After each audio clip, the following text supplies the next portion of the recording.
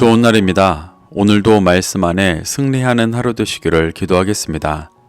오늘 생명의 삶 본문은 열왕기상 22장 29절부터 40절입니다.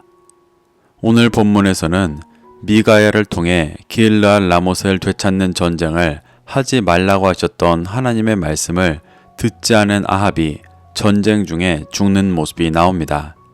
이 구절들을 통해 하나님께서 무엇을 말씀하시는지 살펴보도록 하겠습니다. 29절부터 30절입니다. 이스라엘의 왕과 유다의 여호사밧 왕이 기일르앗 라못으로 올라가니라. 이스라엘의 왕이 여호사밧에게 이르되 나는 변장하고 전쟁터로 들어가려 하노니 당신은 왕복을 입으소서 하고 이스라엘의 왕이 변장하고 전쟁터로 들어가니라. 미가야 선지자의 만류에도 아합과 여호사밧 왕은 아람과의 전쟁을 시작했습니다. 아합은 평소와 같이 육신의 소욕을 따라 행하고 있다지만 남유다의 3대 선왕 중 한 명인 여호사밧이 미가야의 예언을 듣고도 전쟁에 함께하는 것이 의아합니다. 역대하 19장 2절을 보면 선견자 예후가 이 전쟁에 참여했던 것에 대해 책망하는 모습이 나오는 것으로 보아 하나님의 뜻을 온전히 따르지 못했던 여호사밧의 실수였던 것으로 보입니다. 그런 여호사밧은 선견자를 통해 주시는 회개의 기회를 붙잡고 중심을 돌이켜 이후 하나님을 쫓았습니다. 수많은 회개의 기회에도 끝까지 회개하지 않던 아합과 대조적인 모습을 보여주는 것입니다. 전쟁에 나간 아합은 자신은 변장을 하고 여호사밧 왕은 왕복을 입으라고 말합니다. 이는 아람과의 전쟁에 나가면 죽을 것이라는 미가야 선지자의 예언을 부정하면서도 한편으로는 하나님의 심판에 대한 두려움으로 인간적인 방책을 마련해 놓는 비열한 모습입니다. 그런데 이를 너무 쉽게 받아들이는 여호사밧 왕의 모습을 보면 단지 그 이유뿐 아니라 북이스라엘이 아람과 몇 차례 전쟁을 하여 아합이 아람의 주 표적이 되었기 때문에 여호사밧을 전쟁의 총사령관으로 오해하게 만들어 아합을 찾는 적들의 시선을 혼란에 빠뜨리려는 책략이기도 했던 것으로 보입니다. 31절부터 33절입니다.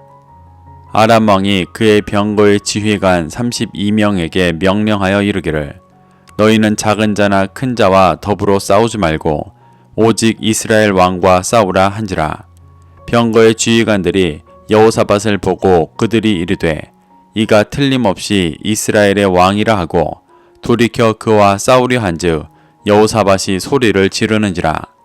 병거의 지휘관들이 그가 이스라엘의 왕이 아님을 보고 쫓기를 그치고 돌이켰더라. 전쟁이 시작되자 아합의 예상대로 아람 왕은 병거의 지휘관 32명에게 다른 이들과는 싸우지 말고 오직 아합과만 싸우라고 명령했습니다. 그리고 왕복을 입은 여호사밧을 아합으로 오해하여 그와만 싸우려 했습니다. 병행 구절인 역대하 18장 31절을 보면 32명의 지휘관들이 여호사밧을 둘러싸 큰 위기에 빠지게 된 것을 볼 수 있습니다. 이는 미가야의 경고를 무시했던 여호사밧에게 임했던 하나님의 환란이었습니다. 여호사밧은 이 위기 속에서 소리를 질렀습니다. 이 외침은 단순한 비명이 아니라 회개하여 하나님을 찾고 구하는 부르짖음이었습니다. 그래서 하나님께서 아합의 지휘관들을 감동시켜 떠나가게 하신 것입니다. 이러한 역사 속에서 아람의 지휘관들은 여호사밧이 아합이 아님을 보고 쫓기를 그쳤습니다. 이렇게 하나님은 회개하고 부르짖는 자들을 구원하십니다. 아합의 인간적인 책략이 적중하여 아람군의 이목이 여호사밧에게 집중되었고 자신은 자유롭게 아람의 주요 전력들을 칠 수 있는 상황이 되었었지만 그 책략은 하나님의 역사 앞에 빛을 보지 못했습니다. 하나님의 인도하심을 무시하고 인간의 힘과 능력으로 살아가려는 것이 얼마나 의미 없는 일인지를 잘 보여주는 것입니다. 34절부터 36절입니다. 한 사람이 무심코 활을 당겨 이스라엘 왕의 갑옷 솔기를 마친지라. 왕이 그 병거 모는 자에게 이르되 내가 부상하였으니 내 손을 돌려 내가 전쟁터에서 나가게 하라 하였으나 이날의 전쟁이 맹렬하였으므로 왕이 병거 가운데에 붙들려 서서 아람 사람을 막다가 저녁에 이르러 죽었는데 상처의 피가 흘러 병거 바닥에 꼬였더라. 해가 질녘에 진중에서 외치는 소리가 있어 이르되 각기 성읍으로 또는 각기 본향으로 가라 하더라. 인간적으로 보기에 훌륭했던 전략할 자, 승리할 것만 같았던 아합은 하나님의 역사 속에서 한 사람이 무심코 당긴 활에 맞아 허무하게 죽게 됩니다. 여기서 무심코로 번역된 부분을 직역하면 그의 단순함으로 라는 뜻으로 뚜렷한 목적 없이 한 행동을 말합니다. 아합은 한 병사가 자신을 알아보고 노려서 쏜 것도 아닌 목적 없이 겨냥해 쏜 화살이 하필 갑옷 연결 부위를 파고들어 부상당했습니다. 그리고 즉사한 것이 아니라 빨리 병거를 돌려 전쟁터에서 나가 치료하면 살 수도 있었던 것으로 보이는데 전쟁이 맹렬하여 저녁까지 병거에 있다가 죽게 되었습니다. 전쟁이 맹렬하였다는 것은 여호사밧을 아합으로 착각하게 만들어 그만 쫓아가게 했던 아합의 전략이 깨어지고 국지전으로 접어든 모습으로 하나님의 역사하심의 결과였습니다. 아합은 화살에 맞고 저녁까지 그 피가 병거 바닥에 고일 정도로 많은 시간이 있었습니다. 그런데 아합은 여호사밧이 하나님을 부르짖었던 것처럼 하나님을 구하고 회개하는 모습을 보이지 않았습니다. 하나님은 아합이 우연한 상황에서 화살에 맞게 하시고 그가 잘 짜놓은 전략도 깨트리시며 시간도 주셔서 회개할 수 있는 기회를 주셨지만 그는 끝까지 하나님을 찾고 구하지 않았던 것입니다.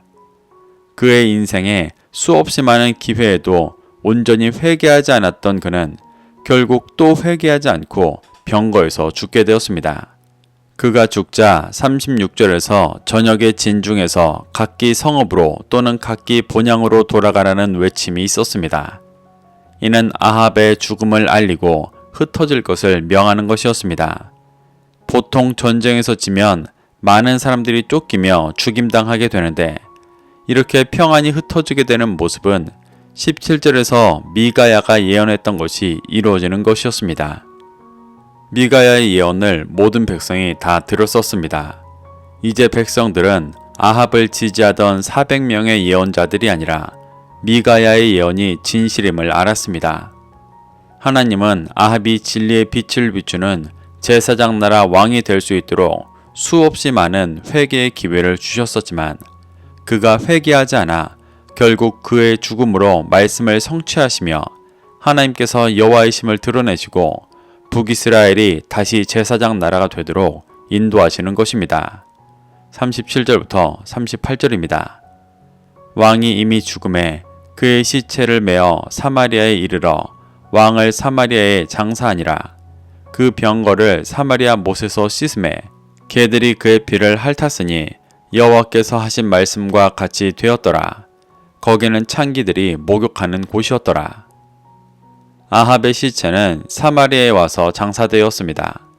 그때 병거를 씻는 과정에서 아합의 피를 개들이 핥게 되었는데 이는 21장 19절에서 개들이 나봇의 피를 핥은 곳에서 개들이 내 피, 곧 내 몸의 피도 핥으리라 하는 말씀이 성취되는 것이었습니다.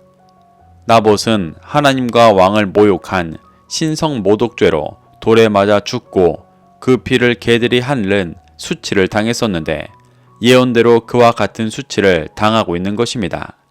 이는 아합이야말로 재위 기간 내내 신성 모독하는 것과 같은 삶을 살았던 것을 보여주는 것입니다.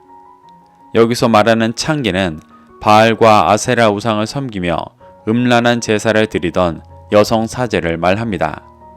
아합은 그가 따르던 우상의 사제 앞에서 개가 피를 핥는 수치를 당하며 그가 지금까지 얼마나 힘이 없고 헛된 우상을 쫓았었는지를 보여주고 있습니다.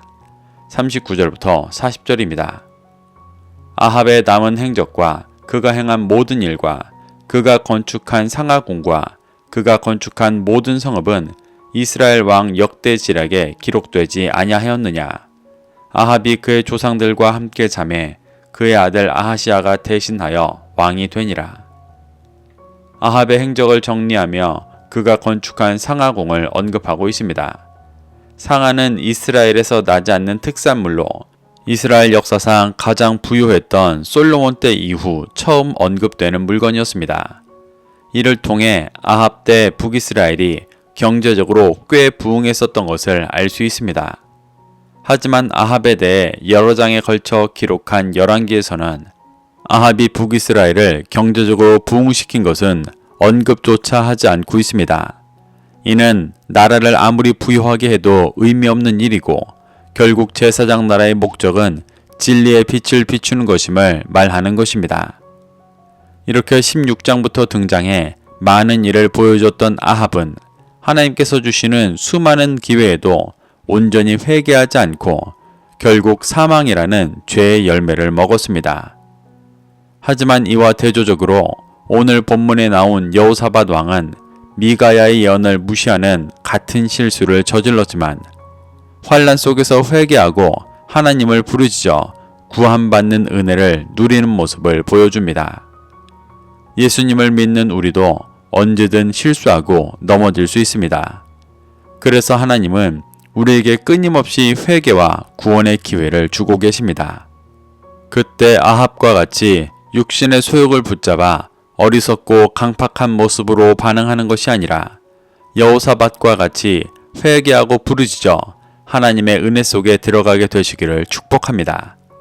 그래서 말씀으로 연단되어 진리의 빛을 비추는 왕같은 제사장으로 살아가게 되시기를 소망합니다. 오늘도 이 말씀을 심령에 새겨 승리하는 하루 되시기를 기도하겠습니다.